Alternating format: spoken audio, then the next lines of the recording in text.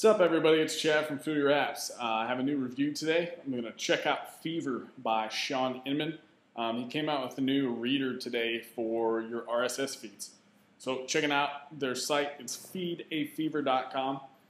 Fever uses this awesome concept that we're all inundated with RSS feeds. We all don't get to read them like we should. We got too much going on, which is very true. So the point of Fever is that you can stay in the loop regardless if you miss a day looking at your RSS feeds or you don't have enough time during the day to look through all of them. You can see what's popular. So if you go to Fever, download Fever. You can run Fever through Fluid app, which is really nice. This is their site talking about the features. So how Fever works, you set up Fever on your own server. There's a little demo here that he has on the site about how to set it up, a little bit about the app. I'm going to show you a little bit about the app as well. So I have Fever set up through Fluid, which is basically its own browser window and pretends it's a program. So this is what my Fever looks like. The main view is the hot view.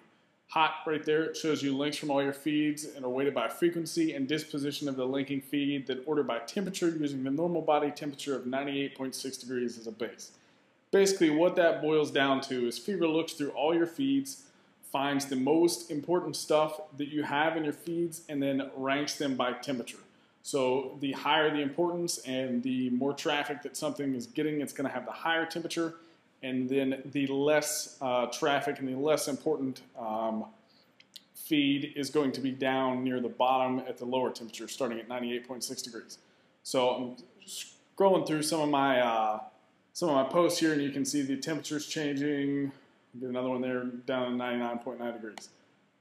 Now, in your hot settings, you can also do this by month, by day. There's various different ones there. You can do weeks. And then you can also do it starting when. Yesterday, 2 days ago, a week ago. This is the main view that you have on Fever. Now, if you go to Kindling, Kindling is set up so is right here. It says a supergroup containing all your non-Spark feeds. These are your must-reads.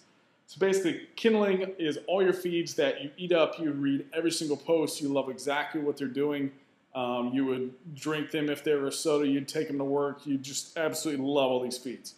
So this is the feeds that you can't live without that you really want to see. So it's got all of them set up in Kindling over here on the left side. You can change the view as well. There's a different view. It doesn't have the feeds in it. It just has a list of posts.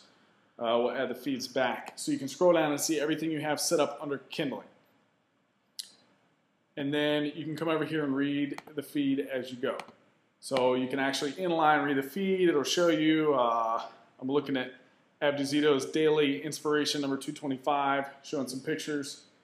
Okay, so you can close that feed. Now, over here you can set up groups. I have groups set up for different stuff. I have a typography group, I've got a web design group, etc., etc.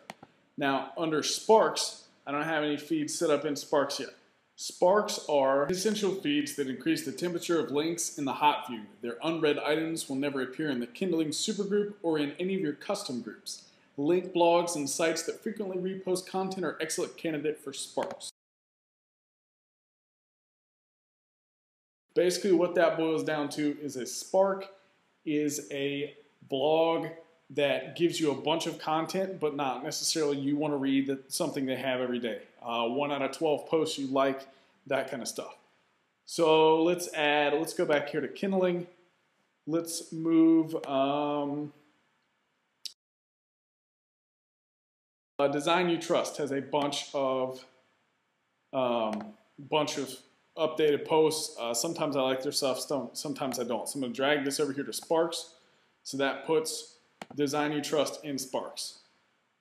So that's how that's set up. Over here under Fever, you've got tons of options. You've got hotkeys. Hotkeys are awesome. You can import, you can export, you can do new feeds, new groups, preferences. You can blacklist people. That way, you can spam accounts. That way, you don't have to deal with them anymore.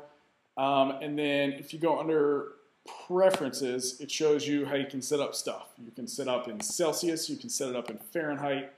You can set it up in fixed layout. You can set it up in a fluid layout. So there's all kinds of different options that you have underneath Fever. Then under extras, there's a Feed a Fever feedlet.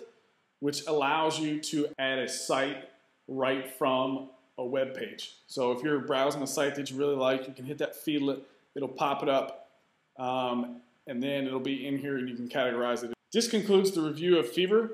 If you want to get Fever for yourself, head over to feedafever.com. It is a one-time fee of $30. You set it up, you put it on your server, you follow the simple instructions, boom, you're done. It also has an iPhone version, which you'll see screenshots of later further down in this post. It works exactly like the desktop version, which is awesome. You can go through your posts, you can go through your Kindling, your Sparks, your Hot Posts. If you want more information about Fever, check out feedafever.com. Thanks for joining us.